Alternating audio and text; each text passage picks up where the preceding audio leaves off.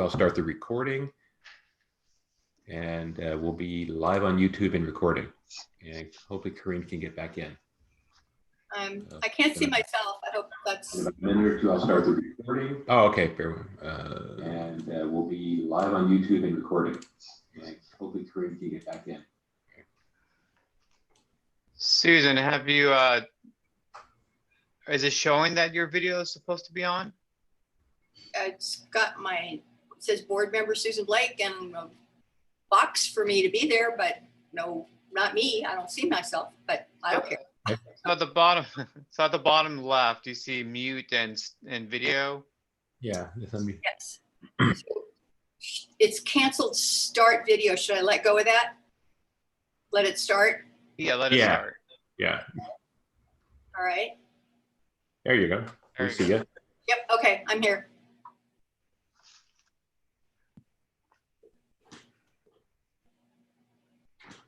Corinne is back in, so I will effectively just kind of working on the back end. All right, you guys are good. We're missing a couple of people. Yeah.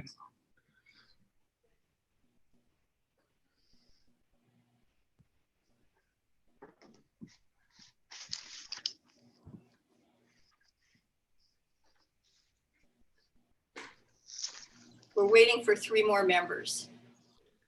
Or 2 actually, right? Because one's has a conflict. True. We need Todd Walter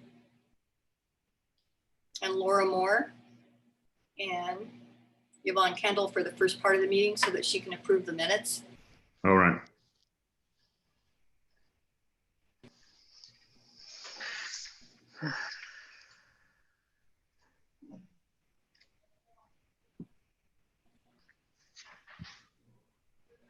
So we're still on vacation, Mike.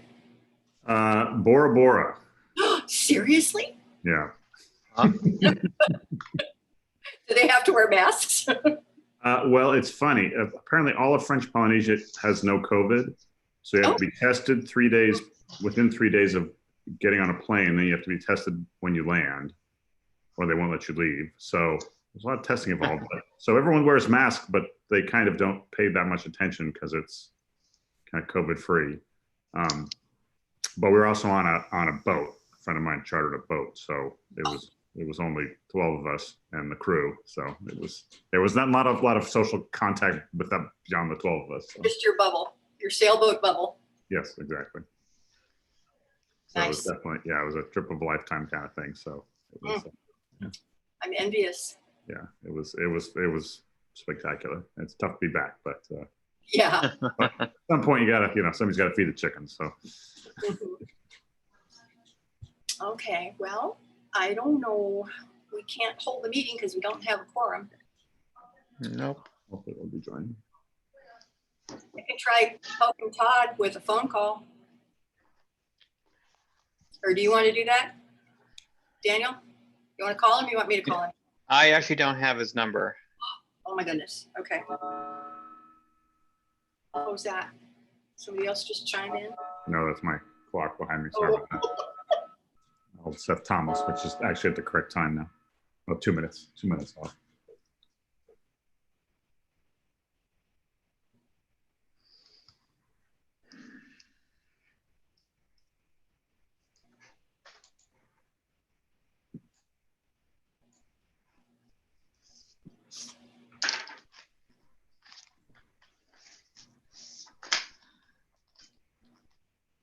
So Daniel, you're at the office. Yep. Wow. Every single day. I've gone twice since March 15th. So mostly to get stuff. And my entire building, there's nobody in the entire building. So it's. Ooh. Yeah. Too bad. Spend all that money on that pretty building. Yeah. Yeah. The pretty building that everyone shares an office, which is a little bit of a problem. With COVID, right? Yeah. So is it? I mean, it's an open office format. Well, no, we have closed offices, which makes it worse. Like you're in a closed off glass office, and all this. And we're trying to start this, right? If you can check in, I'd appreciate it. Thank you. Bye bye. I had to leave him a message. Okay. So now I'm going to try Laura. Okay. You guys okay with that? Sounds good. I'm calling Laura. Oh, goodness.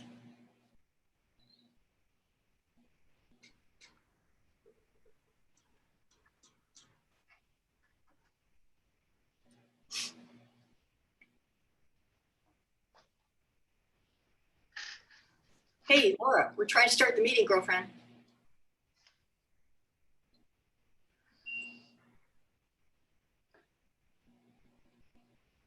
You got an official message from Corinne.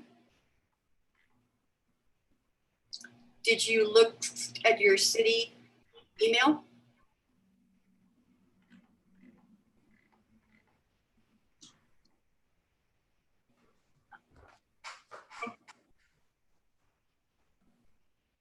Okay.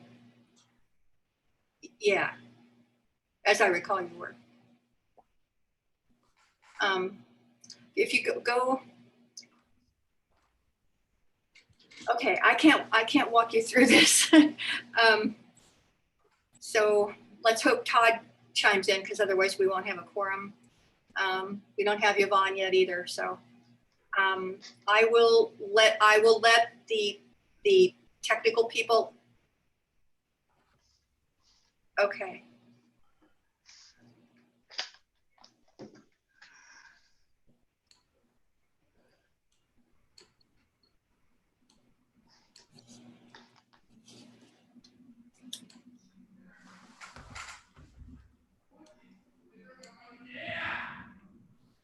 Okay. You do, but you do, but I don't think you know how to get them. It's a city's, it's the analytical thing. So I'll try to come over and show you another time, or maybe you and Corinne can sit and walk yourself through it. So I'm gonna let you go. Bye-bye. She can't find any of the emails. She doesn't know how to do it. So gotta let her go. I think Todd was trying to reach me, however. Somebody was buzzing me.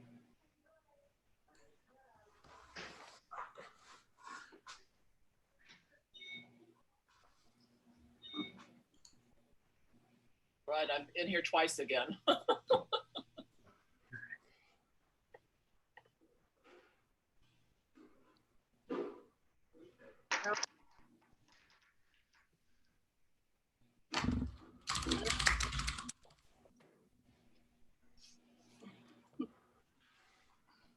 So Cecil, are you controlling the meeting now? Well, yeah, the meeting's kind of rolling right now, so it's, you know, It's a really exciting meeting on YouTube. yeah. Oh, look, he's chiming in. Todd's trying to come in. Yay, Todd. I'm here. You're sideways. Thank you. In there twice. There it goes. Now, I don't know about Yvonne. I was, can you hear me? Yes. Yes. Yes, I was sitting there. Thank you for calling me, because I'm not used to board meetings on Tuesday. So I was in the middle of something I forgot. So I apologize. Can Yvonne participate in this meeting since it's all about Mills? I mean, other than just the minutes, no, she can't participate in the Mills Act discussion, unfortunately. The only one we're looking for is Laura then. Yeah. She's I don't sounds like think she's not going to dial in, right? So should we go ahead and get started? Sounds like it. Okay. Great. Well, thanks everyone for being flexible on the date change. Apologize for my being out of town. So we'll call the Historic Preservation Board of City of Campbell to order. The first item of business we have is approval of the prior minutes from July 22nd. Is there any changes or corrections to them? I have none. I have none. Okay. Could I have a motion and a second to approve them? I'll make a motion to approve the meeting minutes of the last meeting, which was, what date was that again? July 22nd. July 22nd. And I will second that. Great. Any discussion? No. All right. All those in favor? Aye. Aye. Okay, great. That passes. Oral communication, since we don't have any members of the public on this, we'll skip that. Do we have any board or staff announcements? I have one. This is concerning an HRI property at 91 North First Street. It's directly across the street from City Hall. It has been empty for quite some time. It is going to be going on the market. I was contacted by the realtor who is in Redwood City, and she was really confused and having difficulty getting information about what it means to be on the inventory. So I was able to help her out in that regard. And then I also spoke to the son of the gentleman that passed away at that home and gave him some assurances about what it means to be on the inventory and what it was that we were looking for in terms of maintaining the architectural integrity of the home. And then I referred both of them to Daniel Fama. And it's my understanding that Daniel has been in contact with the realtor. So I just wanted to let you know that I had done that, and that's it. Great. Well, thanks. That's very helpful. Anything else? Anything, Daniel, from your side? No, I don't have any updates. Okay. I'm assuming that the city is going to be doing these virtually, kind of, as far as we know, for the foreseeable future. Exactly. Okay, great. Well, we'll become Zoom experts at some point.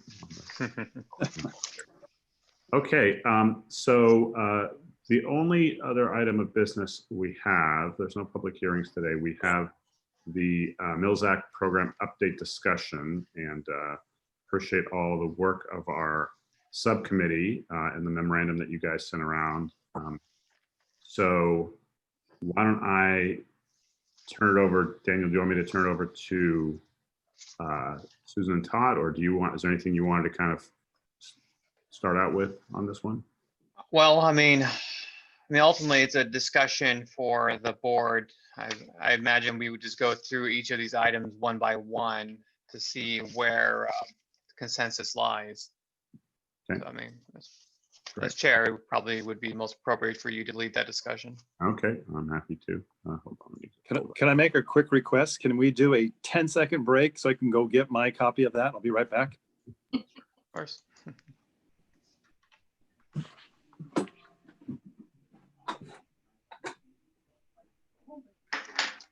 Daniel, a question. Yes. Did Laura give you any feedback on? No. Okay.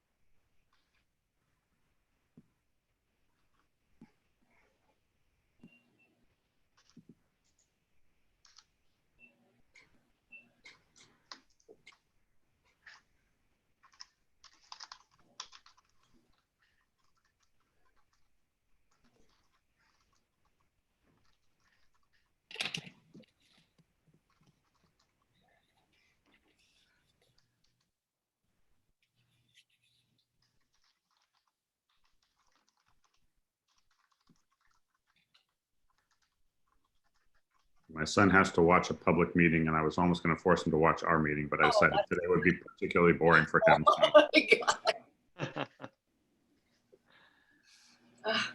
Got to find a nice juicy one for him to watch so he can, see how the sausage is made. All right, thank you. No worries. I have the copy I have, Mike, is the one that you sent with your comments on it also. Okay, great. So why don't we go through kind of item by item.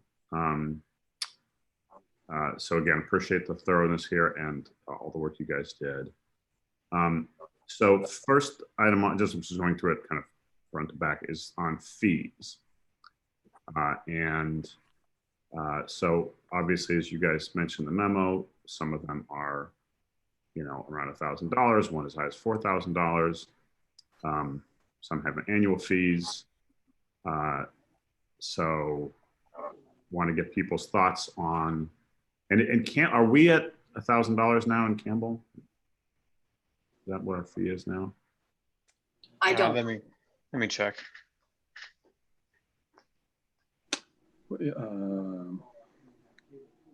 I don't remember what that was either. Or was it free? It's definitely not free. I remember when I first moved here, it was a big enough. It was a big enough number. I didn't apply when I moved here, which I should have. But Okay.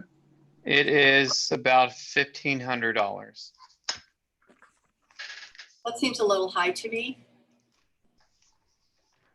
based on the 8 different cities that were of comparable size. and I'm assuming, you know, I mean, I'm assuming the purpose of the fee is to basically reimburse staff time and effort.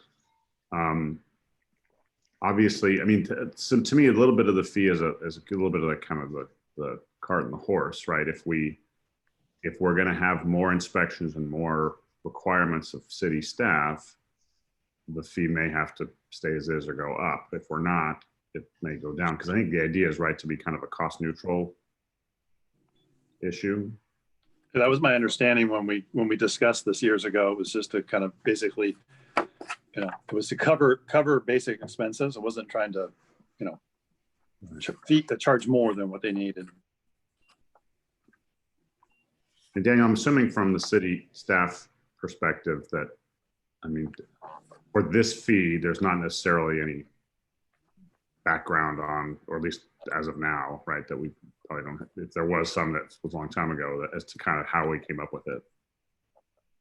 Well, the city performed a pretty comprehensive fee study, I think probably going on 3 or 4 years ago now. And we looked at all the fees, and a lot of those fees were brought up, but in large part, the council has generally subsidized fees that apply to single family residential properties. So many fees that apply just for routine architectural reviews are certainly less than it costs the city to process the applications. And that's a policy decision of the council. And I would suspect that this is an example of that, because $1,500 doesn't seem like it would cover the time to really do a comprehensive review of the materials, coordinate with the applicant, to conduct inspections, yet alone conduct public hearings with the HPB and the city council. So there already is some level of subsidy in that fee. Gotcha. And this fee right now, if I understand this right, this is not something that's in the ordinance or in the contract per se. It's an element outside of that. So when people come in and apply, they then ask what the fee is, or is it actually was integrated into the contract and everything? No, this is simply an application fee. We don't have an annual fee like I think in your memo you indicated that some cities do. So this is just the one-time upfront cost. So could that be part of the application process, that the fee would be included in the packet when someone applied? Yes, I mean, we can certainly, I mean, our applications, we have so many different types of applications. We don't have they don't indicate fees on them, plus also change a lot. So the fee is contained within the city's fee schedule, but we can certainly add the fee to the application materials. It's just a suggestion. I'm not wedded to it. So. I was only asking. I thought it was on there. When, at least when I looked at it in 2011, I thought it was on there. But. And the only reason I was asking is because for today's purposes, if the fee is created by the city, meaning we don't have any say on the fee, then we can move on and let the city dictate and develop that. Or if it's a fee that we have a say in it, then we can continue our discussion. Well, ultimately, this is going to eventually result in a recommendation to the city council. I mean, so you can recommend a lesser fee, and they can take that under advisement. Yeah, and for me, the fee is less. It's less about the fee, because obviously, if you get a Mills Act exemption, it's, you know, whatever the fee is, even if it's $4,000, it's going to be worth it to you. I think it's really the uncertainty, right? We want people to apply who are. We want to make sure it's as open as possible to people, but we also want to waste staff time with a bunch of applications that are not really valid. So to some degree, it's, you know, you kind of want it high enough that keeps only those really committed to following the requirements.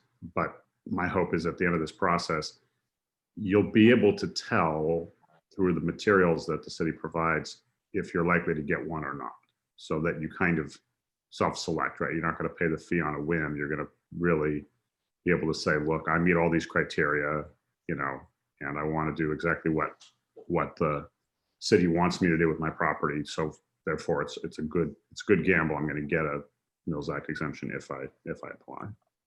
What if we leave the fee at $1,500 for now? Okay. Okay. And we can always come back. Yeah, I would suggest leaving it at that.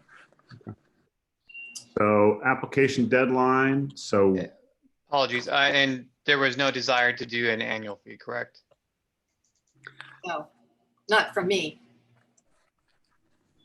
It's the application.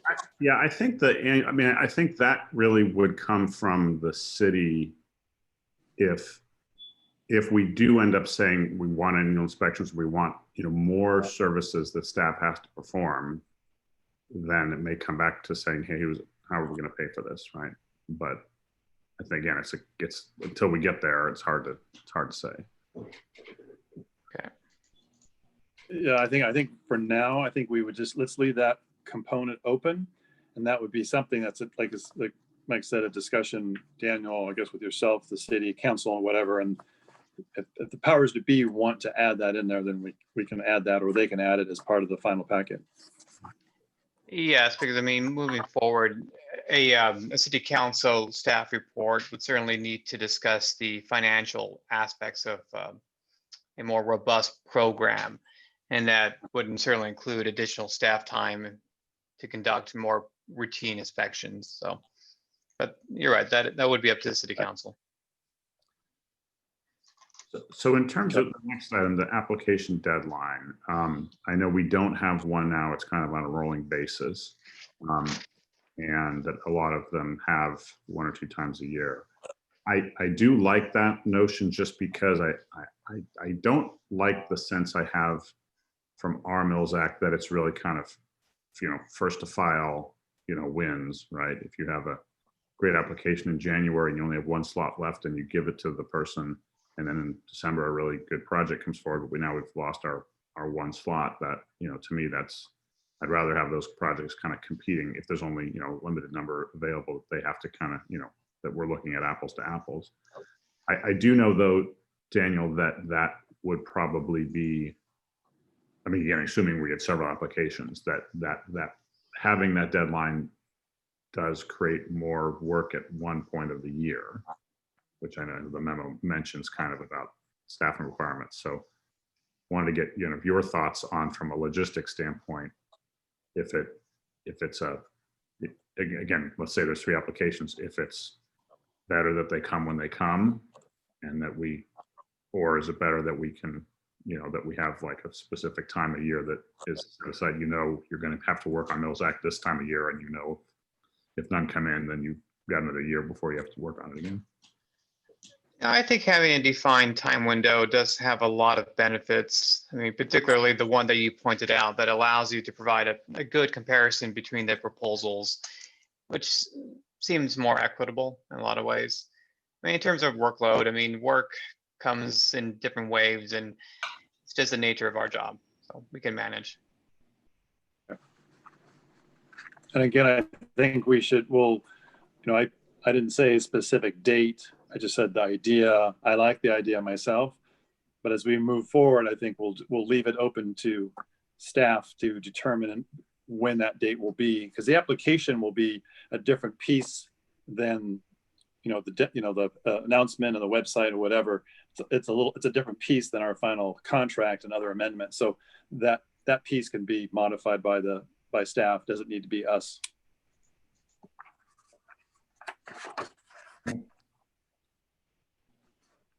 Okay, so it sounds like we're looking for now again, are we okay with 1 time a year, or do we want it more than that? Daniel, do you want to weigh in on that? I mean, that's ultimately your call. I mean, I can see the arguments for both sides. I mean, I mean, I imagine this as an aspect of it that we might just need to try out to see how it works, simply because we don't know. But I mean, I don't imagine a huge increase in volume of applications either way. But I mean, if you want to be able to compare multiple applications at the same time, particularly if the council maintains a specified maximum number of contracts, then having a defined window might be very beneficial in that regard.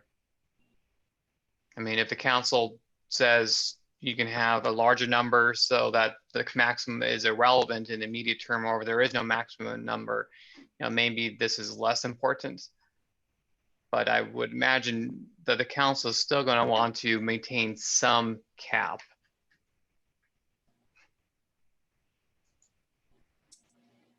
So we want to leave this open, and then when we present this whole packet to the council, then there'll be one of the questions we can ask them if they prefer one or two based on how many they're going to open. Yep. Okay. And again, I think there's, there's an argument you could be made for saying, hey, if somebody wants to go forward and do a bunch of home renovations, you don't want to have to wait a year, if they miss the deadline. On the flip side, it's if you have more than one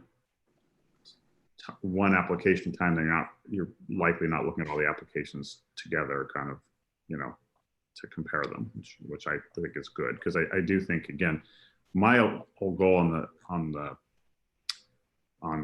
improving of this program is that we get a lot more applications in.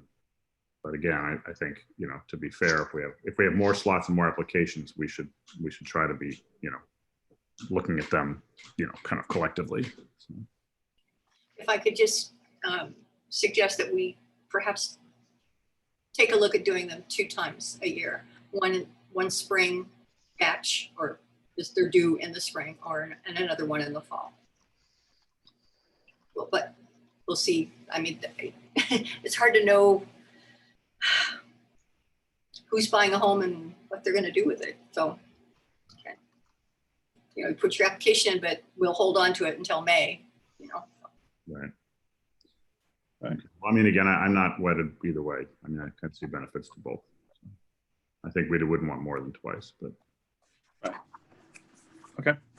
All right. So the third one, which I think we're going to all be in final agreement with, is the FAQs.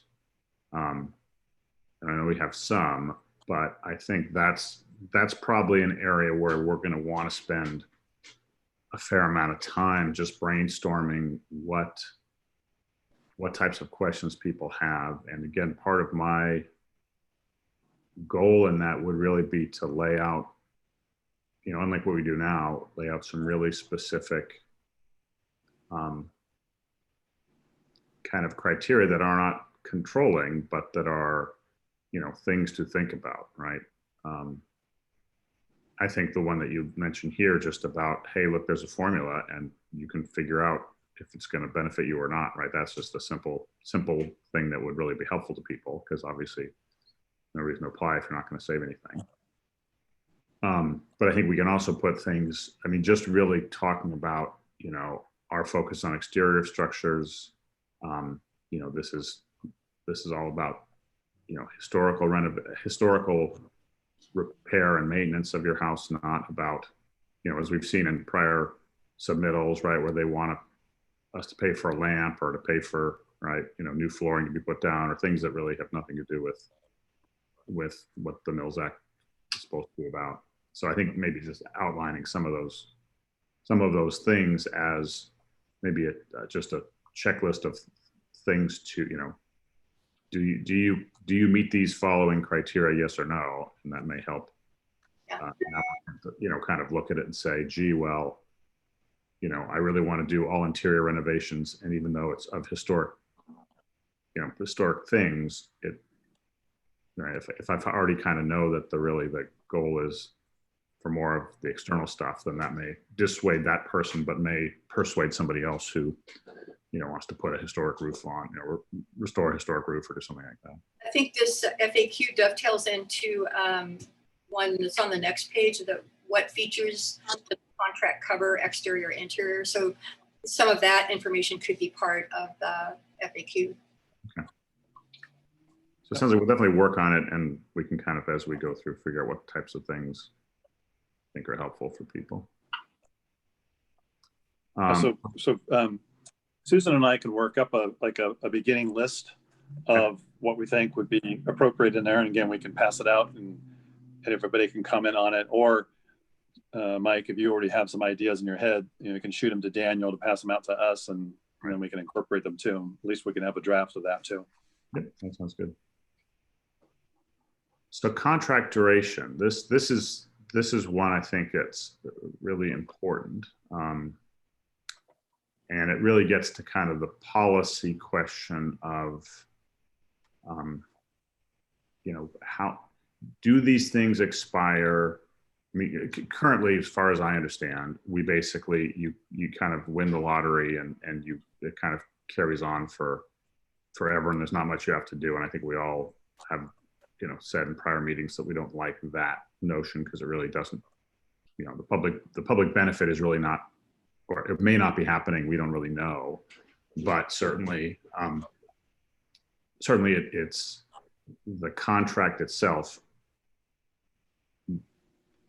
I think we both need kind of follow up on the contract to make sure people have done what they've said they've done. But also, to me, it seems like it shouldn't be a benefit that goes forever because you did some things 10 or 15 years ago. I'd love to have it be really more tied to the work you're doing that is above and beyond normal maintenance, so that it's encouraging, especially with all the properties we have in town that are in need of repair. I mean, those of us who live in historic homes know that I have to have a contractor here 3 or 4 times a year just because things break and are old, right? And so I think anyone who has kind of one of these homes faces that, and then if there's a large project, right, it can be, the cost to do it right can be daunting.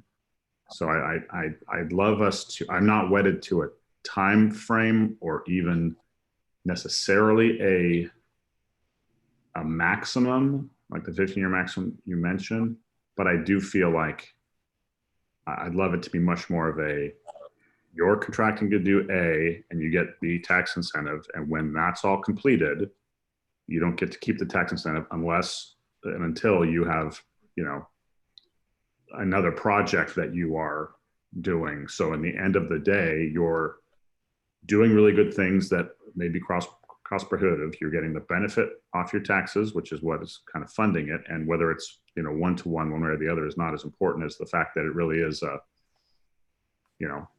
that public policy benefit to the community that the tax money is going for, as opposed to, again, just once you get one, you kind of just, you have a tax benefit forever. What are people's thoughts on that? So I kind of agree too, but a couple questions related to that. One is, depending on the scope of work that the individual wants to go after, then will kind of, some degree, I guess, will dictate how long they want to have that project go on to get the benefit. So if they're coming in and saying, hey, we're going to do some exterior work, it's going to cost $5,000, $10,000 or whatever. If they're doing the calculation, like any person, they're going to calculate, say, I need a contract duration. I need to have it to last 5 years, 10 years, 15 years to basically reimburse my cost for that work. So are you saying, or are we saying that we're going to do some sort of a contract that is stipulated on the duration of their project, their cost, to make sure that they get that benefit through the work? And or do we want to say, okay, if you're doing this work and it's only you only need the contract for 5 years, and then after 5 years you've reimbursed your expenses, you're all good to go. But then all of a sudden another project shows up at year 4. So we have a clause that says that for every contract, here's the duration, but at the end of this duration, if additional projects come forward and you're approved for those that can be added, then we'll do an amendment to the contract and then do another one, or will they have to do a whole new application and resubmit for that work? Yeah, it's a really good question because I think, I mean, I like the equity piece of, hey, you're not getting kind of unjust enrichment. You really are getting your project, funded all or partially by the city. But I also think it gets really confusing and hard if, as to your point, it's a whole series of projects, right? That you have to then keep applying to and having, either, calculations changing your Mills Act every time you want to do something. I mean, in an ideal world, and I don't think it has to be 100% like, okay, you only get the Mills Act for what covers your cost one way or the other, right? Sometimes if it was a big project, maybe in your tax base is low, maybe you're not gonna, it's not gonna last for 40 years. So maybe you don't cover everything, you're just getting kind of a subsidy. And for somebody else, maybe they've just bought their house and they have super high taxes. It may overpay. I mean, they may make more than the job. So I don't know if we have to tie it directly to the amount, but I do think there's a difference for me between I'm going to move this historic house because right, it's going to be demolished and I want a Mills Act to do that, and it's going to cost me $400,000 to do that. I think there's a big difference between that and I've got some windows I want treated for $5,000, right? So I do think that, I think to me it's somewhere between what we have now, which is one size fits all, and something that's more tailored to a project. But because again, I think that, and I think the general sense of it now is you have a historic home, they're costly to maintain. Yes, you have certain things you have to do in a contract, but we're kind of giving this benefit in perpetuity because you're always fixing stuff up, right? And I think that's what bothers me, because I'm not sure that A, that it's actually happening, or may not be, because we don't really inspect, and B, then the next person who lives right next door to you that's spending just as much and has no property tax relief because they're, and again, I'm assuming that at some point we'll run out of Mills Act, grants. So to me, that I'd much rather have both of those homeowners have a smaller benefit, but they each get it, right? So that they're kind of, we're rewarding the behavior. We're not rewarding, one person over another because they got their application earlier. So I'm just trying to figure out how you do that in a way that is simple and easy for the city to administer, but also from a homeowner's perspective, they kind of know it's right, that it's got a limit, right? It's gonna run its course. It's gonna go away. It's not gonna be renewed. You basically need to kind of come back in with phase 2 if you want to, keep going. And I don't know if we have the ability or the right to establish this, as much as just give our recommendation, and then the city council / legal counsel, they have to then work their magic. Do you know, Daniel?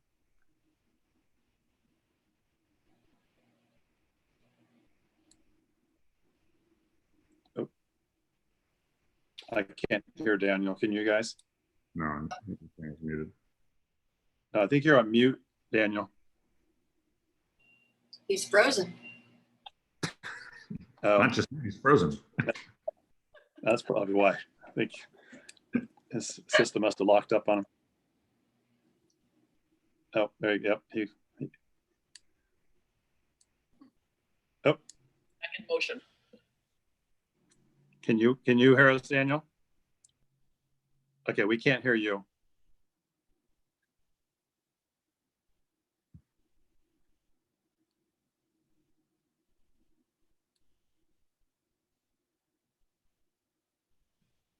Must be those Apple products again.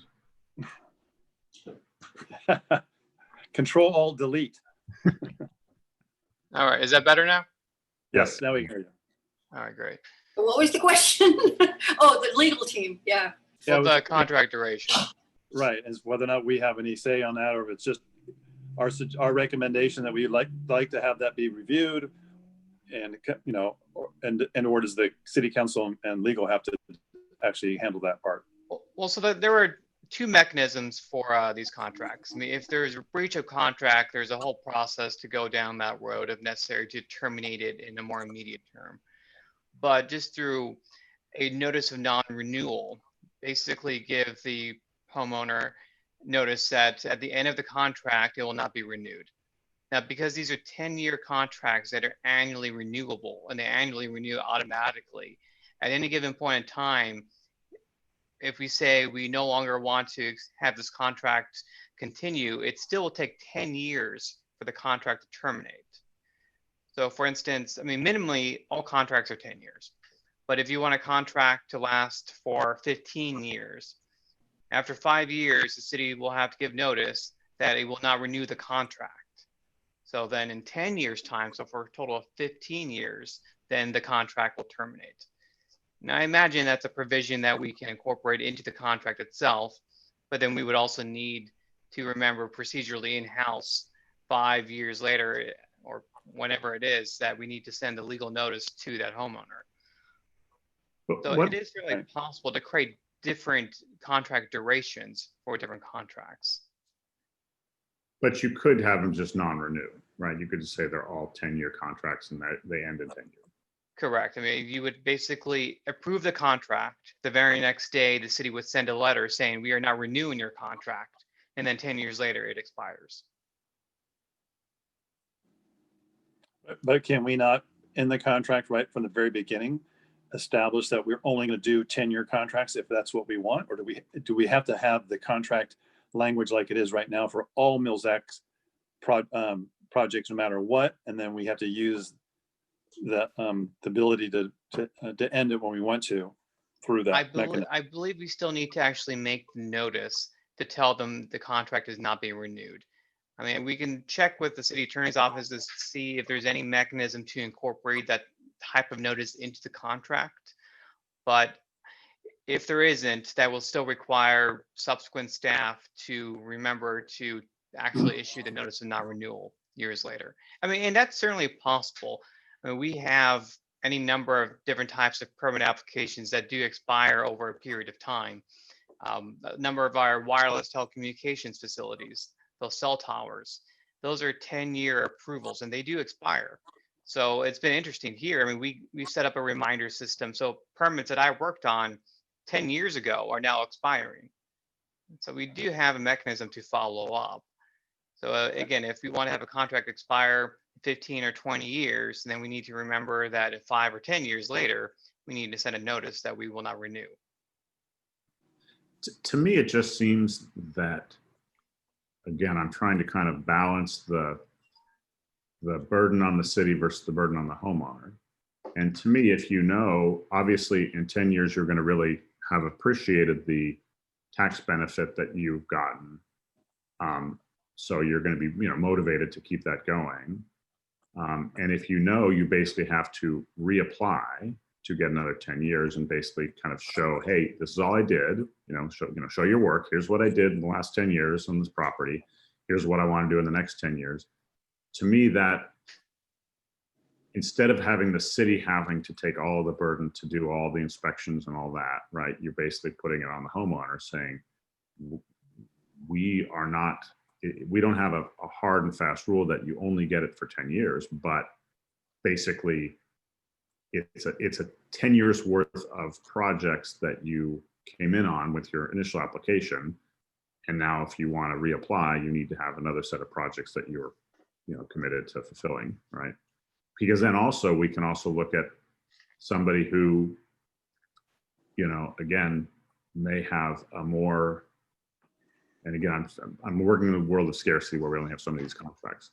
Somebody who has had one and did a lot of good stuff, but really doesn't have a strong plan to continue keeping their house up, and somebody who's new, who's applying, who has a really compelling case, in which case if that comes up, then they can actually compete against one another as opposed to being just a, yes, we'll do an inspection, but if you pass inspection, it just keeps on going. Because to me, that seems harder for the city, more work for the city, and again, to me, the homeowners, they need to have some skin in the game. If they've done all this great work, they should be, presenting it as opposed to just, waiting for the inspector to show. Or accountability. Right. So am I All right, hearing so how that do the we- contracts? Go ahead. Todd, I was just going to ask, how do we want to proceed from here? Well, I on mean, this item? how are you guys, what are your thoughts on, I guess my suggestion would be to have a 10-year contract, just for the sake of just round numbers, 10-year contract, not automatically renewable, requiring kind of reapplication every 10 years, and will be reviewed then, and the decision would be made then. Is it renewed or does it terminate, right? So year 9, you've got to basically kind of make your case, right? And present to the board or whoever, or staff or whoever, and basically say, okay, here are the pictures of what I did. Here's my initial application. Here's all the things that have been completed. Here's what I plan on using the Mills Act for in the next 10 years, so that there's some record of it, and also that we have a new punch list, to put it that way, that homeowner is now kind of on the hook for, as opposed to, again, right now it just rolls over unless the city catches somebody not fulfilling their part. It really is the homeowner doesn't really have to do anything. And again, I think to me it should be a very easy thing to administer, because you're either going to have somebody who's keeping up their home and has a Mills Act and has a punch list of things they have to work on, or they're not, right? And it gets away from that dark, kind of, we don't know what they're doing and what they've done and what they haven't. But it's also less, to me, it's less burdensome than a home inspection, right? Because again, if I can interrupt for just a second, I think this dovetails into the discussion we're going to be having about oversight and accountability, and putting it on the property owner to let us know, every year we get a copy of what you've done, not just the county, who apparently throws those documents away. So. Yeah, I'm not opposed to that, Mike. What I think I'd like to suggest is that maybe we need to do some sample calculations of a house that was purchased 8 years ago, one that was purchased recently, one that's going to purchase in the future, based on different sizes and probable costs of the house versus their tax benefits. We could just see. For me, I don't know right now. Someone comes in today and has a medium packet of projects. Are they going to need 5, 10, 15, 20 years to help offset some of the cost, all the cost, or whatever? And so to say 10 years, some people might come in and say, oh, great, I'm going to make all my money and then some in 10 years. Some people come in and go, well, geez, if I did the calculation, it's not worth it. I'm going to get pennies on the dollar for the amount of money I'm spending to do my work. So I think we might want to do that first, just to see if 10 years makes sense, or maybe it's a 15-year established one, or some hybrid or something like that. But I'm still not opposed to coming up with something that's a little bit more defined as a sunset date. no, those are all really good points. Because I like the idea too that it also puts out there that they have to finish.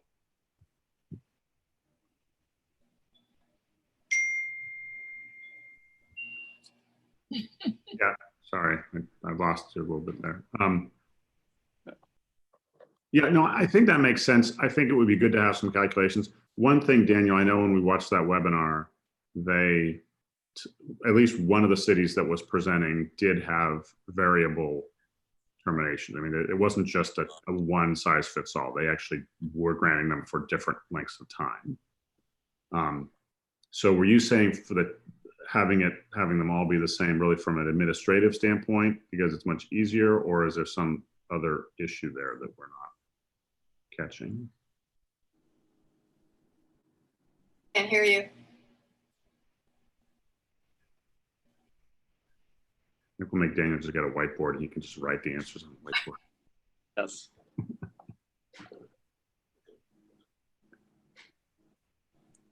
Still can't hear you. All right, is that better now? Oh, Yep. yeah, you're back. Yes, there we go. All right, yeah. Well, no, I was just saying, I mean, similar to other applications, I mean, we do certainly have a way to remember years later that we need to send the notice so that those contracts do terminate in the time window that the city council and the board decided on. I mean, again, with a 10-year contract, that's easy because immediately upon issuance, we send a notice of non-renewal and then it expires in 10 years. If it's a 15-year contract, we send that in 5 years. If it's a 20-year contract, we send that in 10 years. And we have a mechanism to do that. But yeah, I'm just trying to figure out why you couldn't just in the individual contract write the expiration. I don't think they work that way. I think they actually are just they are annually renewing contracts with a minimum contract life of 10 years. Okay. That's the way. So the at any point in time, there's a 10-year life left on it. Got it. I think that it's going to be important for us to check with legal counsel on this. Mills Act has got some peculiar language in it that may prohibit us from doing some of the things that we're suggesting.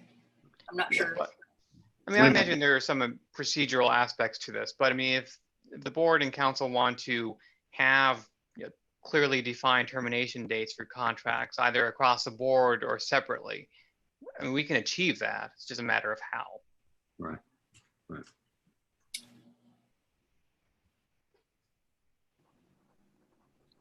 All right. Well, I'll do a little behind the scenes research on the contract duration, and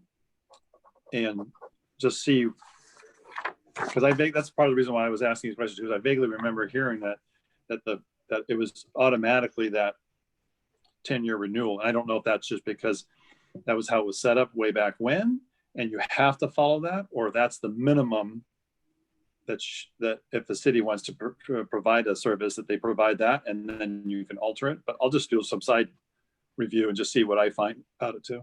Well, and I think, as you mentioned earlier, Todd, I think it'd be helpful to understand, okay, the average median home price in Campbell is $1 million. Here's the discount rate of the Mills Act based on the chart. And so, just doing some kind of median homeowner benefit if you bought a new home, right? And obviously, if it's an older home, you're going to have less of a benefit, right? And if prices go up, it's more of a benefit. But to me, that would be a valuable piece of data, because to your point, I think if we think that we want to support projects up to a certain price point or around a certain price point, then that helps with the duration. Because to your point, if it ends up being not big enough and you need to go longer, that's good data to know, because we want to encourage people to do the hard projects, right? I mean, that's part of the point of the Mills Act, is to really say this is something no reasonable homeowner would do, because they're not going to get the benefit back out of the house, but they want to do the right thing, and so we want to encourage that. So for me, I don't know if they're getting a benefit of $300 a year, or if they're getting a benefit of $10,000 a year. I have no idea. So. Yeah, I don't either. Yeah, so we'll do some hypothetical calcs so we can see what the range is to get some idea. Okay. Well, why don't we then move on from that one, and we'll just. Okay. I think we have agreement, but we need more data points to figure out where that line would be. Okay. So the HRI register also is requiring the property to be designated in order to apply for the Mills Act. Do we not have that? Yes, we have that right now. I was just going down the list of everything that I saw in the various ones, just to make sure that we all are on the same page. Guys, okay. Yeah, this aspect could also be used, though, as an incentive to have a homeowner who has a home that's not on the HRI, but maybe should be, to have them voluntarily get onto it. Yeah, I mean, and that right, and that's what we kind of use. I mean, if I just had kind of a magic wand and we're rewriting the Mills Act, you know, to me, I would much rather have a tool that basically we could give everyone who gets on the list some type of benefit, right? It's because I think as much as we keep saying, no, there's no burden to being on the list, the fact is there is, right? You want to do anything to your house on the exterior, you're gonna have to go through us, where you may not have to if you're not on the list.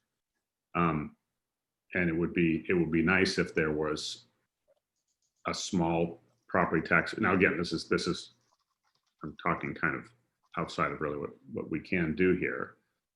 But I've always felt like, you know, you're on the list, there should be some benefit that you have. And, you know, some cities will actually give grants, right, to homeowners, separate from the Mills Act, right? They'll just give money to homeowners to fund, you know, certain projects that have to get approved. But the idea is that, you know, we want to keep our downtown Pasadena or whatever, you know, keep its look and feel, and we're gonna, you know, if you're on a list, you're also eligible for funding. So,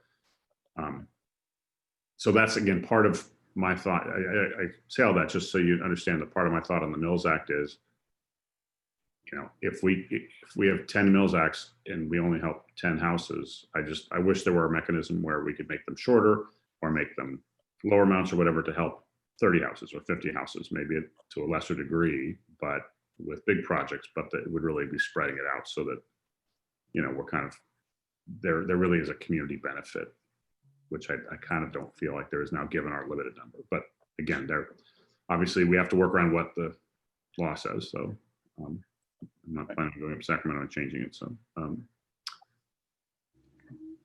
so let's move on to the approval process.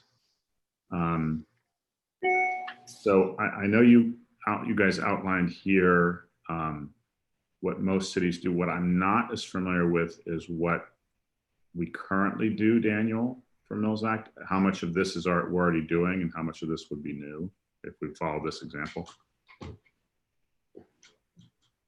Like you know, I'm afraid since not having actually worked on a Mills Act application yet, I don't have personal experience with the procedural side internally. I mean, I suppose if I had to review an application right now, I mean, I would most certainly want to visit the site. I mean, talk with the homeowner and obviously reviewing their materials. I mean, that's probably all pretty standard. I mean, pre-inspection, I don't know if we do that, but that does make a lot of sense. No, but I think we should. No.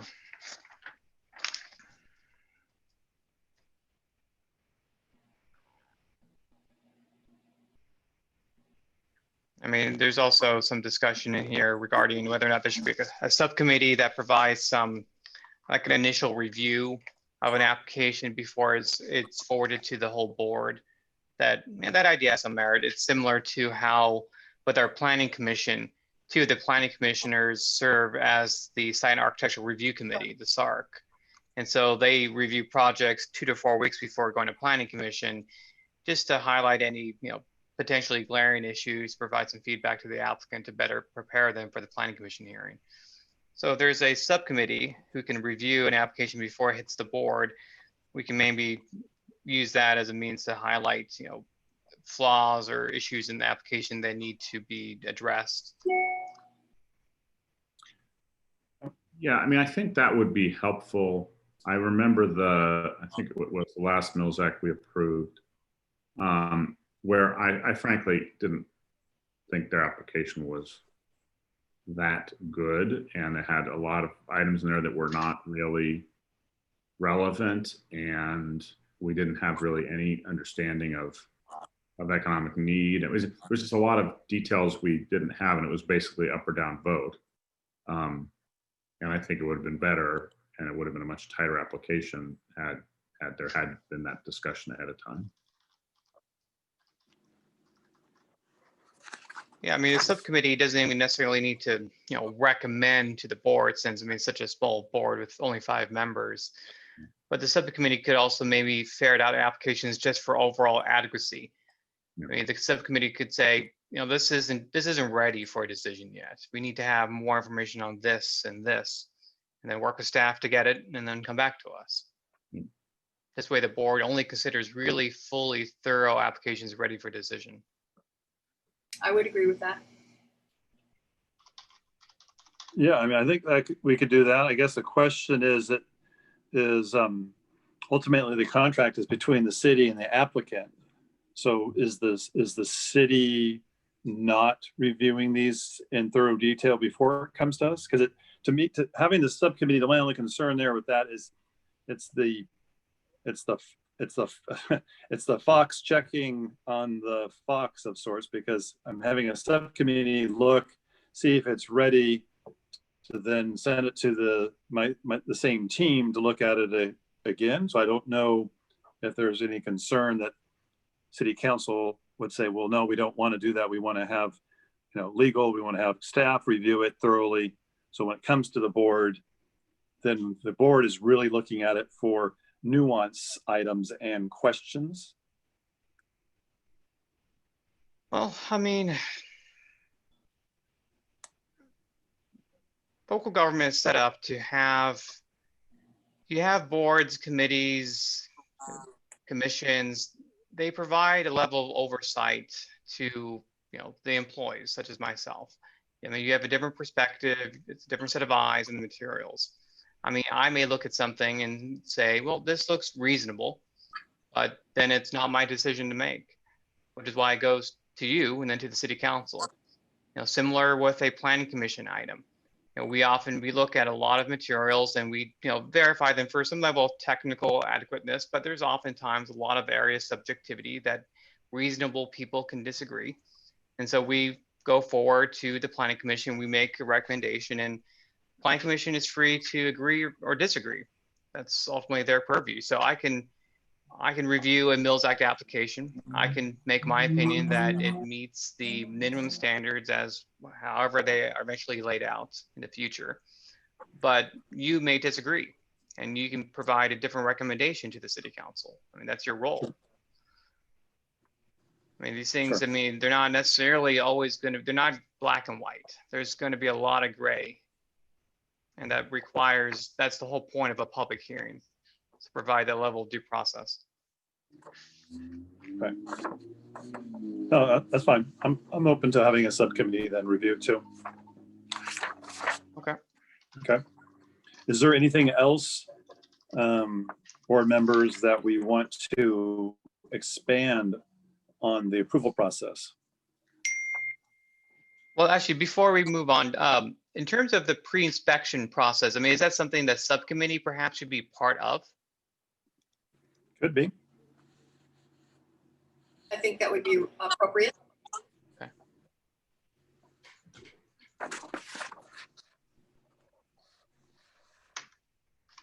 Yeah, I think part of the benefit here is, since we're only monthly, if an applicant comes in, I mean, I think we're going to be looking at these applications. Hopefully, again, there are more of them, and I think we're looking at them more comprehensively.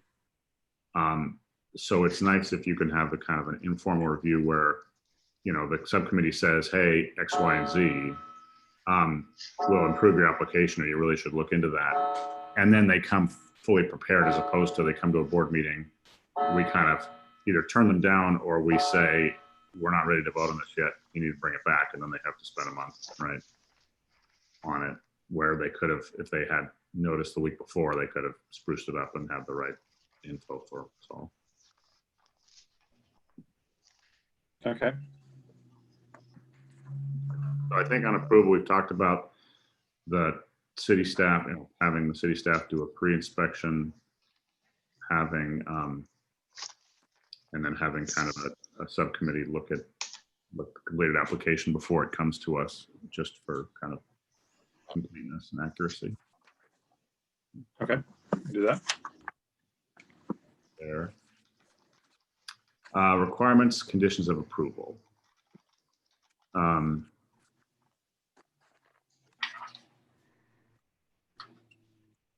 Yeah, so what do people think about here, about changing our current project specific list and including these items?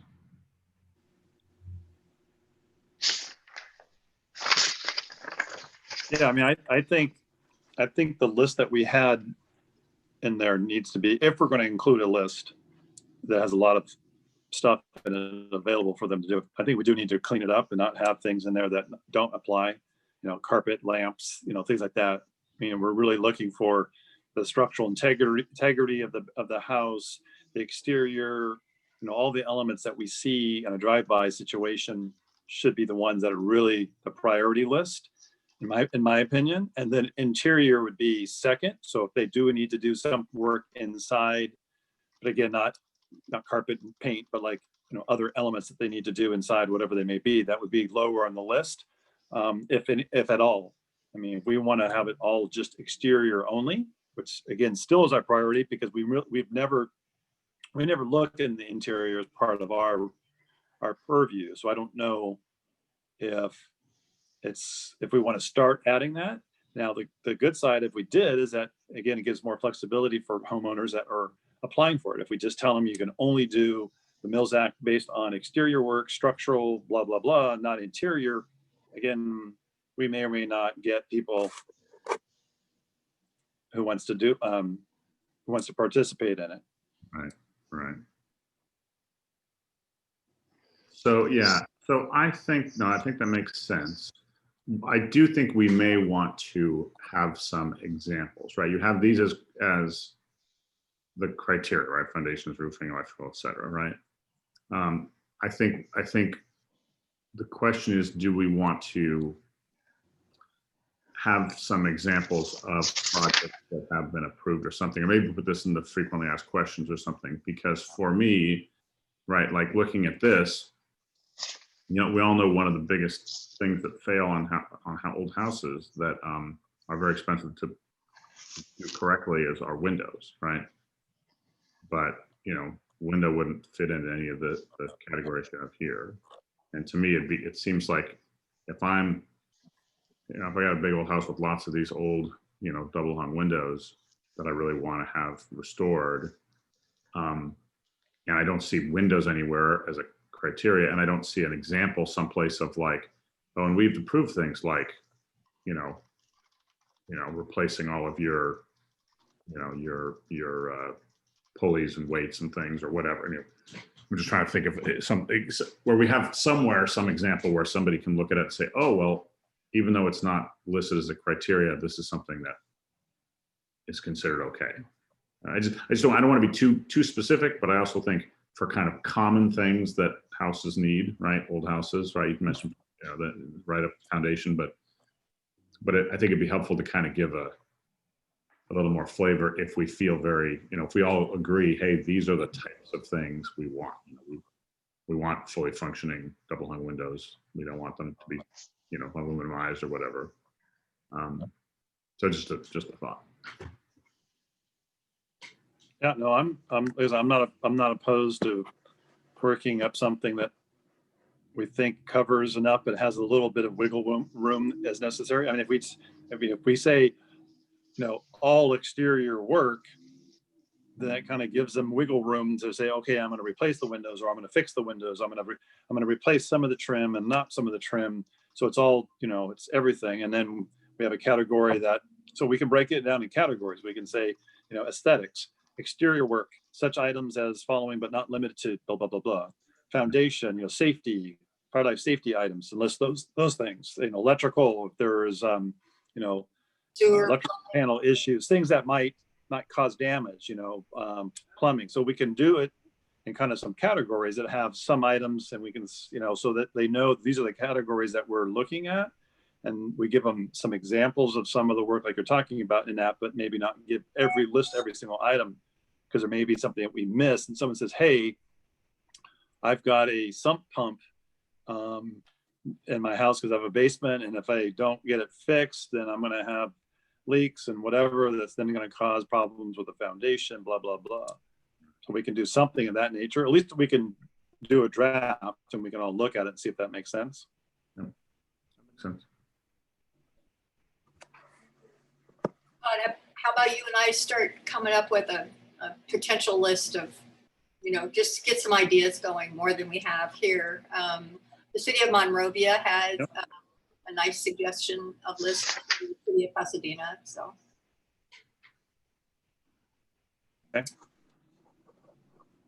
So on the second part of this, you mentioned that some cities have maximums value of the property. I'm a little leery of that, given that, you know, when I moved to Campbell in 2011, I would have never thought that every house in my cul-de-sac here was, you know, $2 million, right? It was so I think it's hard to gauge that. I do think that one thing that came up as a question again on the last Mills Act we voted on was need, because there wasn't. I was conflicted, or I saw conflicting kind of information on whether or not we take need into it. So my suggestion here might be, instead of having a maximum value of the property, that there be some, maybe as part of the application, the ability for somebody to state their kind of the financial need, right? Because I think it's less important how expensive or how much your house is valued at, and more important, right? You know, are you somebody who, you know, has a career and an income that would just really be prohibitive to fix up the house? I know people like that. And we have that language already in the contract. Okay. Yeah, I would, I mean, if I could, Component. I mean, if I could, the issue with need is that, remember, these contracts, they don't belong to the homeowner personally. They really belong to the property. So when that property sells, you still have that contract. So the need is temporary if that homeowner sells the property, or honestly, if they get a better job or promotion.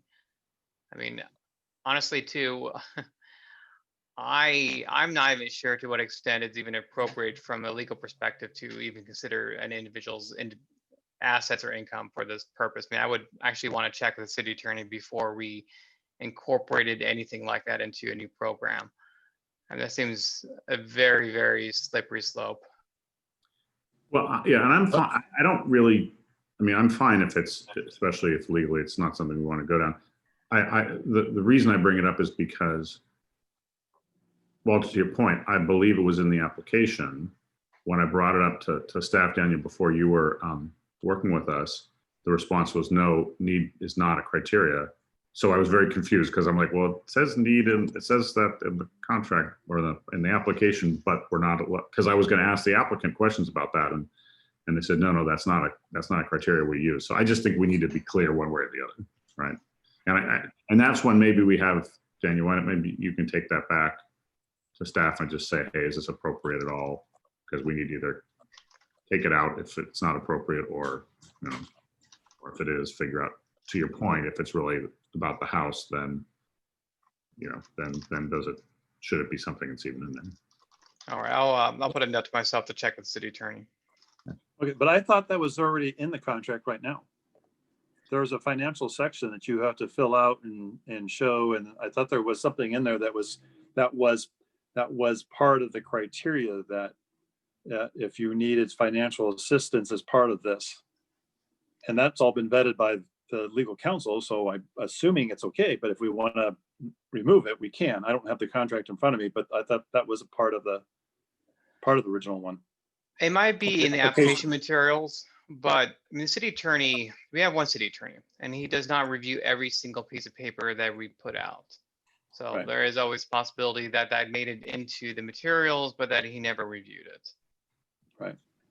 Yeah, and that's my guess, is that because that's what staff was saying. So I think it may just be that it was in there, but we weren't using it. So. But let's find out from that one. Okay, but we're not going to think about pricing of houses. We'll just take a look at need as a need is a goal. Yeah, I mean, for me, I think I think if we were in a community that had a whole bunch of giant historic mansions and a whole bunch of, you know, kind of normal single family homes, and we wanted to benefit one over the other, I think that having the value made some sense. Nowadays, I just think we have crazy real estate prices, so it's hard to peg what that is. And most of our historic homes, you know, except for a couple of houses, are really, you know, it's the old workers' homes, and they're, you know, they're all fairly the same in terms of their value. So I don't know that having that criteria really. Sure, that's fine. All right, so let's go down to page 2. Pick up the pace here. I'm sorry, I know we got a hard start. So rehabilitation maintenance plan. All cities have some sort of requirements, which makes sense. Some require photos, site plan, and proof that the permits were closed. I mean, that all makes sense to me.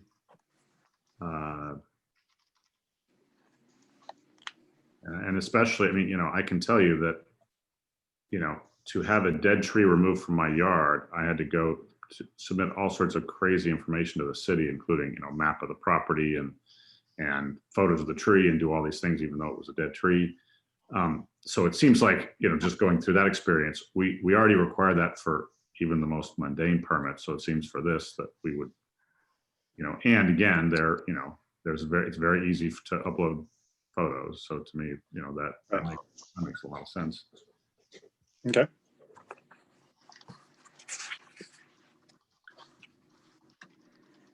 So we talked a little bit about priority considerations, which again, and here we have financial assistance, so that's when we can ferret out. Obviously, the structural, you know, kind of issues are critical. Yeah, additions don't qualify. That seems reasonable. So it looks like you have 4 and 5, like other ideas of things that would help prioritize. I mean, I think if we say, right, you know, you must be on the historic list. I'm assuming that for whatever you call the higher level houses, I forgot what we call that. Oh, no, landmark, right? I'm assuming Landmark. that would be, you know, give you a higher prioritization. You know, and again, I think this is where this dovetails in what we talked about earlier, that maybe putting in, you know, some of those issues that are really critical, whether that's, I mean, the structural kind of hits a lot. We talked about earlier in this, we talked about kind of the life safety issues, which could be, you know, electrical issues if you've got, you know, or plumbing issues if you've got major issues in the walls that, you know, could, that will at some point result in a failure, either electrical failure or a plumbing failure that were expensive to rip up in the walls and work with. I mean, I'm just trying to think of the things that we would look at and say, gee, this is a seismic retrofit would be a priority. Yep. Okay. I think that makes sense.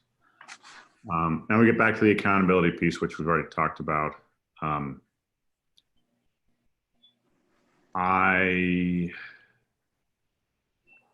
So, I mean, I think we all were stunned that the homeowner gives nothing to the city, right? And it all goes to the county and nobody looks at it.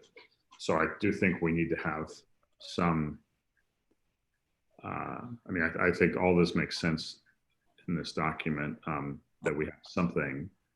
I guess the question is, you know, is it the annual? Is it a 5-year inspection? Is it a biannual? Is it, right? Does it change, as that one city did, where they kind of lessen it over time? But the idea is pre-inspection, which we've already agreed to.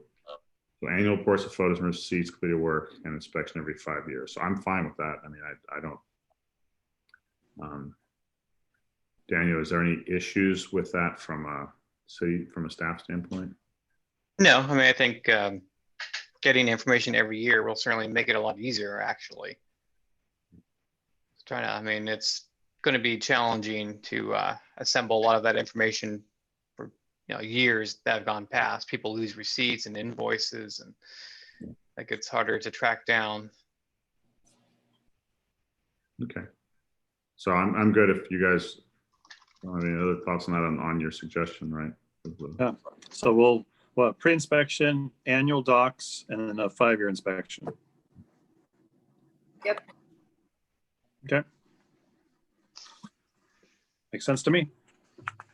It's been interesting to see what the property owners were able to provide us when we sent out that letter asking them to, show us what you've been able to do. Some people were able to come up with incredible receipts for stuff, and some people said, I just sent everything to the county, and then when I asked for it, poof, it went away. Some people didn't fill out the reporting stuff from years ago, so it's kind of nebulous what they said they were going to do versus what they did do. So yeah, we have a lot to check out. I think, Todd, you told me that the intern that was working with you on your 4 properties was able to send you copies of what those people sent in, those receipts that people sent in, but I didn't get any copies. So I don't know, other than Catalpa, because I helped him do it, what the other property owners provided on the 4 properties that I was responsible for. I just know Oh, you never got copies of that? Nope. All right, I'll resend that Oh, email. well, I believe that it's in copies of all of the materials that we received. Okay. Yeah. Yeah. You might want to just do a search in your email file, Susan, because I remember I thought either Daniel or Michael sent out an email to both of us with all of them Okay. at one point. All right. But I'll look for them again. okay. Or Daniel can resend it to you. Yeah, that's fine. I can dig up the email. Thank you. Okay. So moving on to the next criteria, we've got what features does the contract cover, exterior, interior, and then in the discussion we talk about tree. So let me take the second one first, the tree issue, which I thought was really interesting. I know that I've seen landscaping in the application, so people have put that in as one of the things that they want to fund through this program. I also know just from personal experience that, and the $25,000 tree I had to take out of here this year, that trees can be, these heritage trees can be really expensive. I mean, I probably do about, I don't know, on average, maybe $5,000 to $10,000 a year on tree pruning and maintenance. So, and I don't have that many heritage trees. So I do, to me, that is, since I've seen landscaping on the applications, to me, that may be something that we even highlight, saying, proper, arborist, certified arborist maintenance of heritage trees or trees on our list or whatever, would be allowed, just so people know. Because again, that to me, it's really surprising what a liability some of these trees can be for homeowners. Yes, I would agree with that. I actually have 2 heritage trees on my property. I think you guys were over here and I showed you at least the redwood tree. And we get them pruned Yeah. 3 or 4 years. One year we get the cedar done, and then wait a year, and then the next year we get the redwood tree done.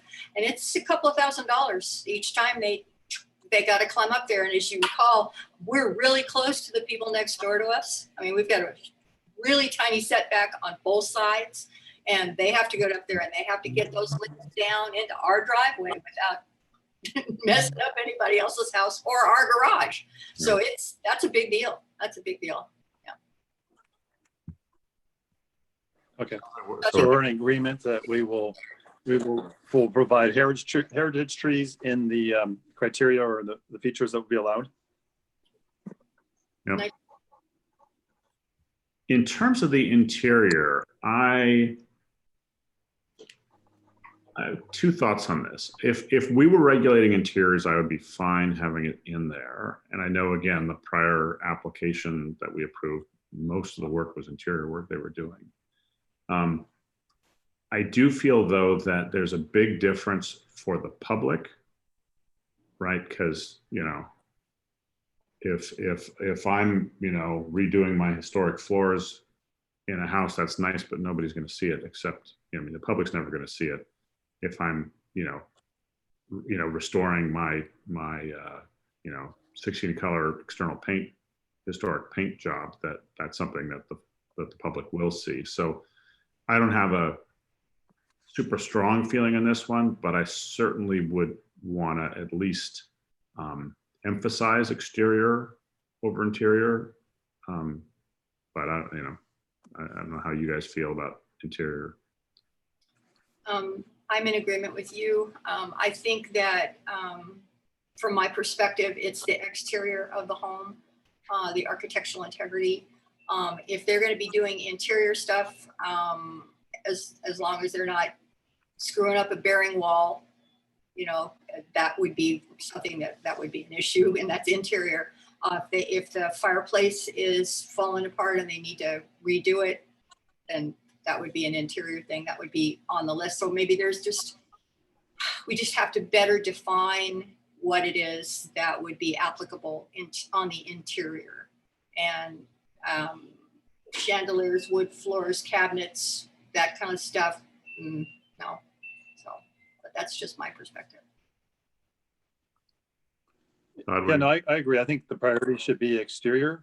But I want to allow interior only if it's related to fire life safety, you know, structural upgrades, fireplaces like Susan. If it's something that is necessary for the structure as a whole that impacts the interior. So if they have to temporarily redo a wall because there's a foundation issue that's related to the whole house, then I think listing interior components of that nature, but I don't think we should list, you know, that they're going to repaint the whole inside of the house, you know, getting all new doors, whatever.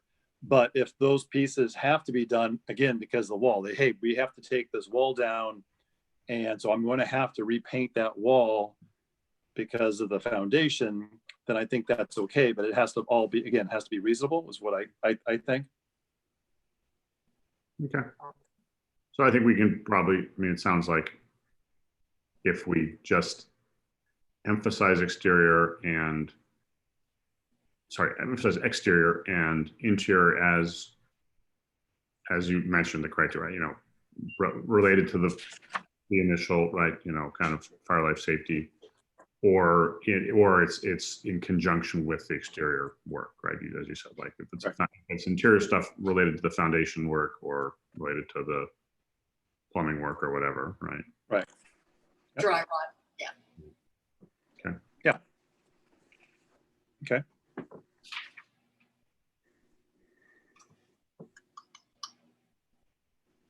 What's next? Now we have the architectural engineering report requirement.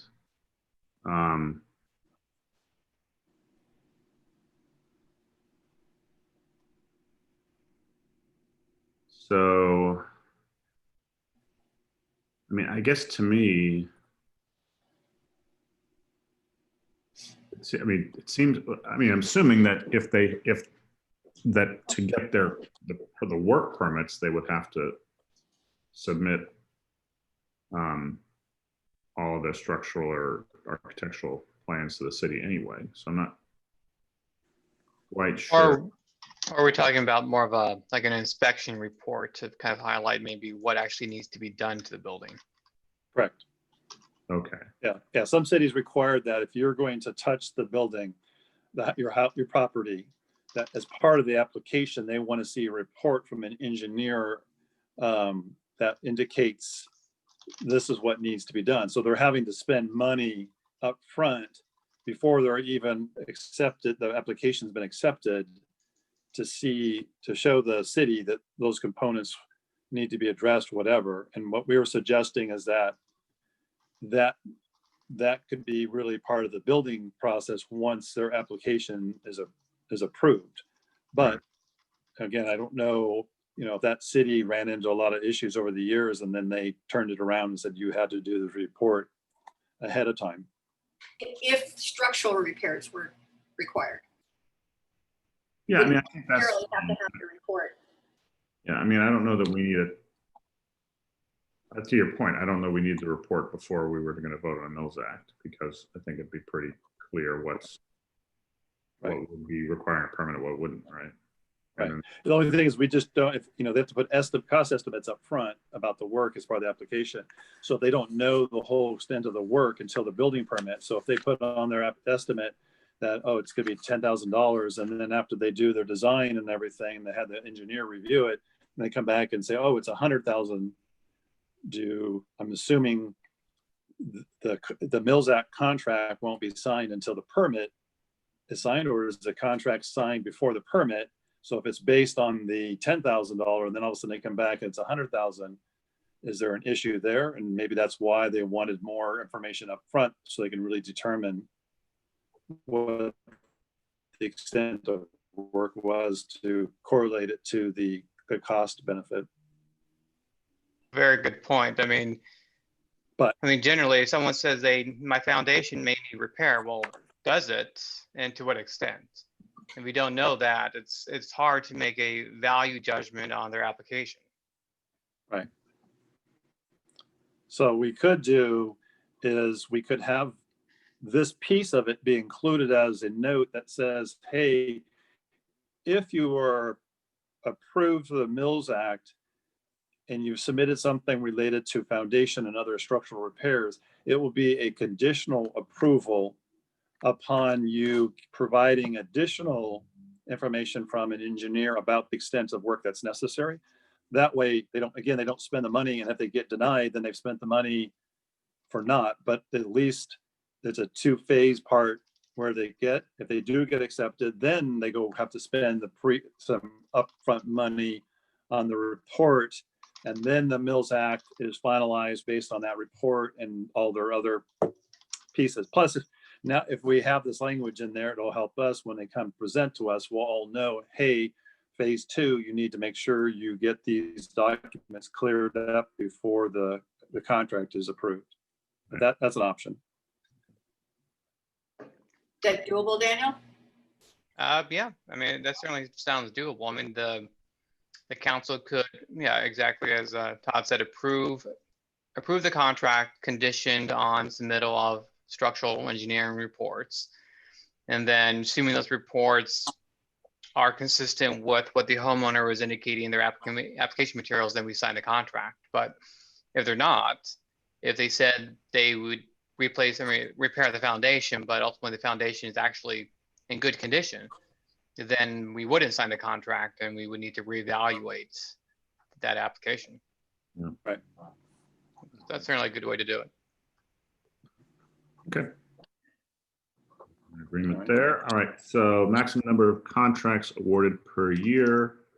And I thought we had a limit of 10. Do we not have a hard limit of 10? Do now. We do. My understanding that we're at 10, but we haven't used them all yet. Right. I can share with you that I had a conversation with Mayor Landry to let her know the progress that we were trying to make on the revision of the Mills Act process. And she was very encouraging and said that she's hopeful that we'll be able to complete it. And she thinks that the council will be in favor of it. She said she talks to a lot of people in the community, and what they love about Campbell is that it takes care of its historic building. So there might be an opportunity to ask for more, but I think we have some work to do before we can get there. I think we need to make a pretty strong case about how much money has been saved and how much has been spent, and how much the city loses, I guess, by granting the Mills Act. Yeah, and I think, if we're talking about that, it would be how much the city loses, the city itself, which is a small percentage of the property tax, versus how much hypothetical investing is happening in the community because, right, all the money that would be going to the state or someplace else is hypothetically sticking here to fix up these houses. And I think I don't have a problem with a limit, just because I think, you know, that gives people peace of mind. It's not going to go crazy and everyone's town gets one. But so I'm fine with the limit. I do think that the notion of increasing it from 10, because they'll say, well, you guys haven't even used those 10. I think the idea is, hey, with all of this, you know, clarity and transparency that we're creating with this, you know, we are hoping and going to encourage a lot more applications. And so we wouldn't want to do all that work and then have it be like, okay, now we've got 15 applications for two spots or whatever, right? So I think if we say, hey, we'd like it to be 20, we'd like it to be 15 or something where there's enough room that if we do have a bunch of really good ones, we're not having to come back to them year after year and ask for more. And again, part of it gets back to this whole notion of expiring or not, right? If they are not expiring, then really it's a very small number. If they are expiring, then we can clearly, you know, reuse them so they'll have a little bit more life, even if we have a smaller number. But that gets back to Todd's point earlier about really understanding what the, you know, what the benefit is and how long people need to have these things. Because if it ends up that, gee, almost everyone would need to have it for 20 or 30 years anyway to make break even, then that probably changes the, you know, is my view on not having them, you know, kind of end early, end to 10 years. So why don't we kind of come back to that one in terms of once we do the other stuff. Okay. So the pre-application workshop. Nah. I was gonna say it'd be us talking to one person probably, so it's probably not. Electronic submittal. So the city, at least when I went to get this tree permit, said that they require all submittals now to be electronic. Is that not correct? That is now true, yes. Okay. So that's kind of a moot point because we'll have to do it. On that one. Okay.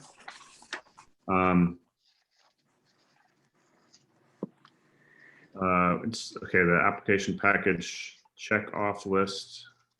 That makes sense to me, right? Just make it easier. Yep. Attachments.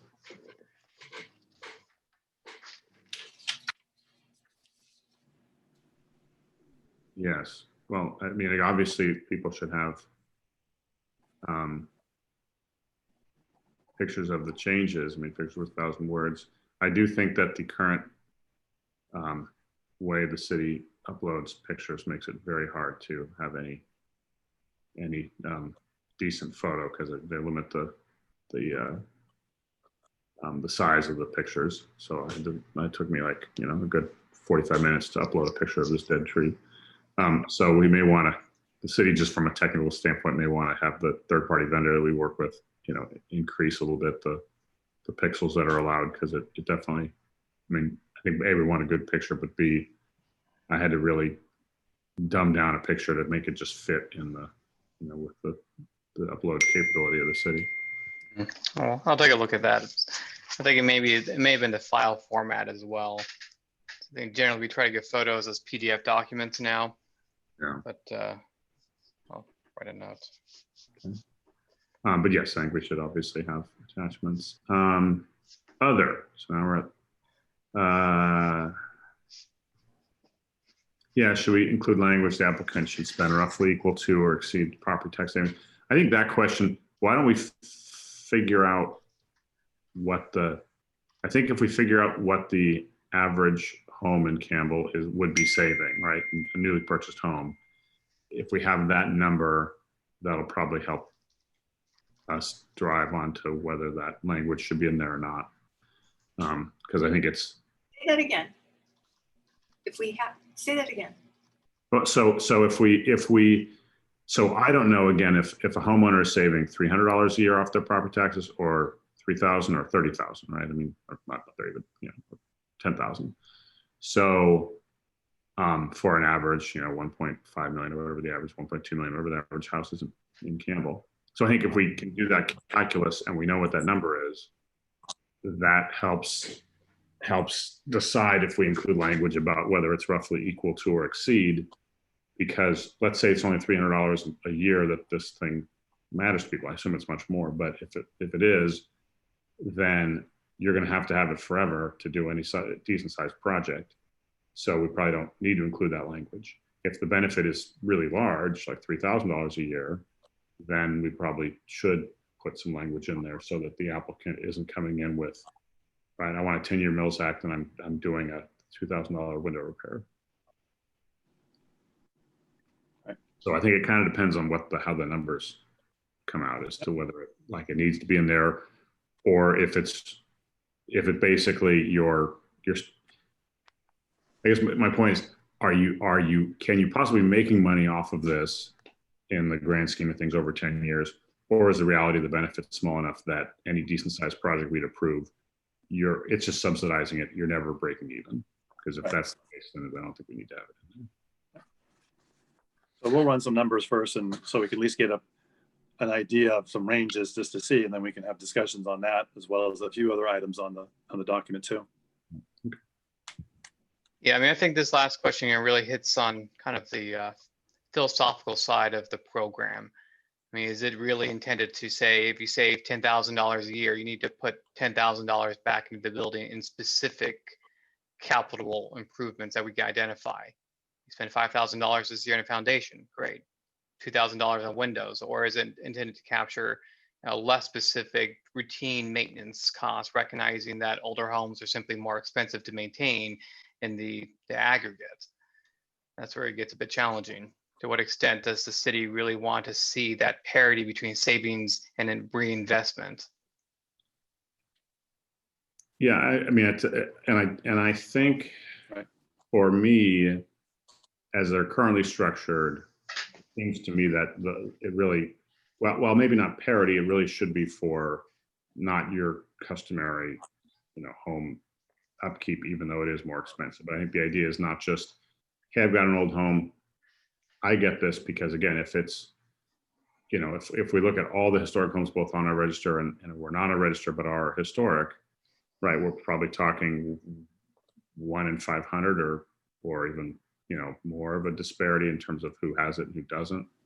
So to me, it really is come to us with your really compelling, expensive project, as opposed to, so that again, whether it's totally, equalizes out or not.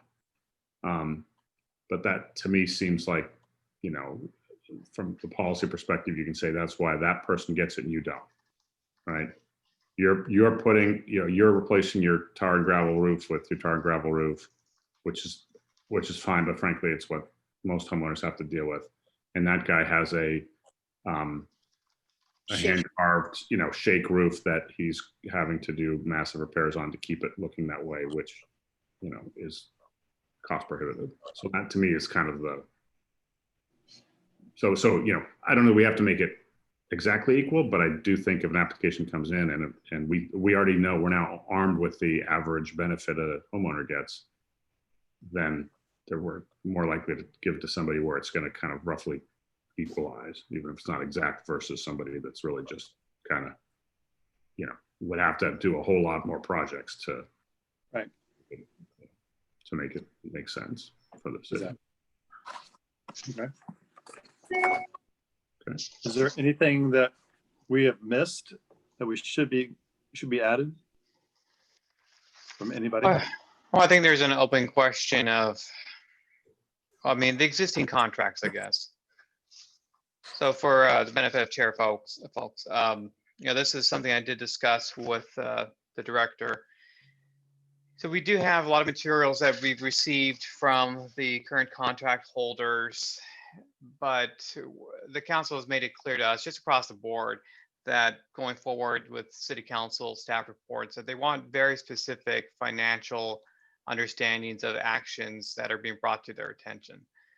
So with this, we really are going to have to go through each of those application responses and try to itemize what we have and compare that to their tax savings, to date, to really see if there's a way we can actually quantify to what extent they've actually reinvested that money back into the properties.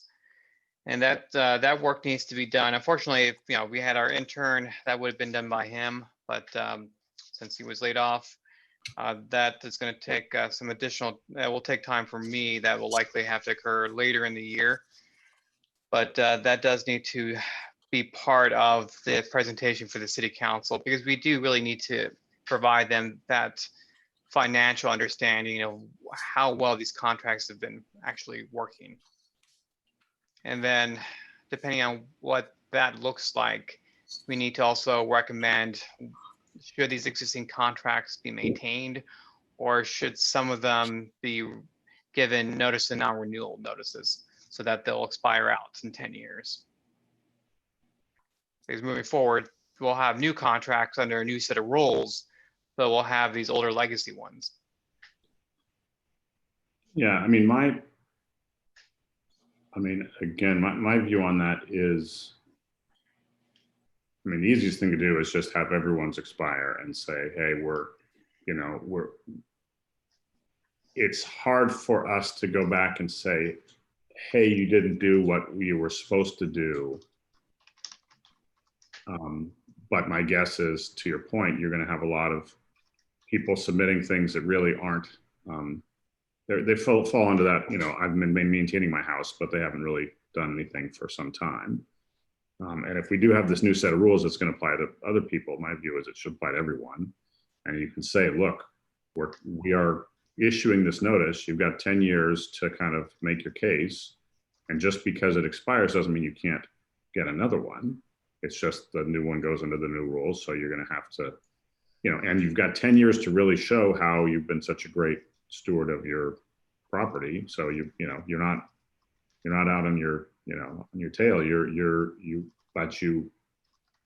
But the idea is that for the person who frankly isn't doing anything, they still get a 10-year ride, but it's not a perpetual ride, right?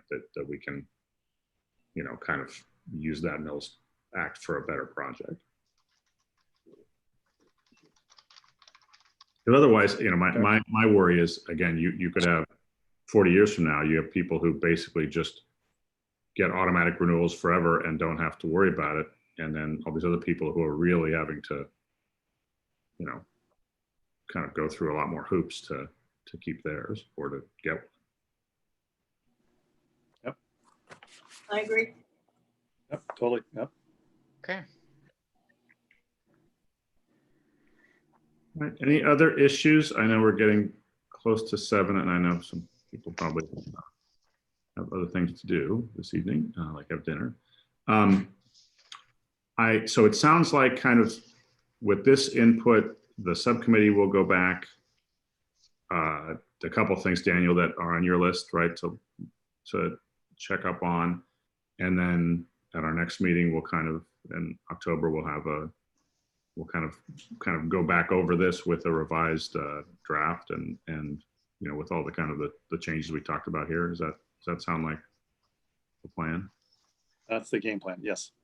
Okay. Yeah, I think with particular emphasis on creating much more specific improvements that the city wants to target as part of the Mills Act program. Very clearly identifying, like seismic, stability, foundation work, fundamental building systems, the things that make sure that building can survive another 100 years. Yep. Agreed. All right. Well, thank you all. With that, we will adjourn our board until our October meeting. Again, thank you, Daniel, and everyone for being, and Trent for being kind to move the date so that I could make it. There's a really great discussion. And again, thanks for the subcommittee for all the work you guys have been putting into this. Sure, you bet. Yeah. All right, everybody. See you next month. Thanks, All right, everyone. Have a good night. Bye. Bye.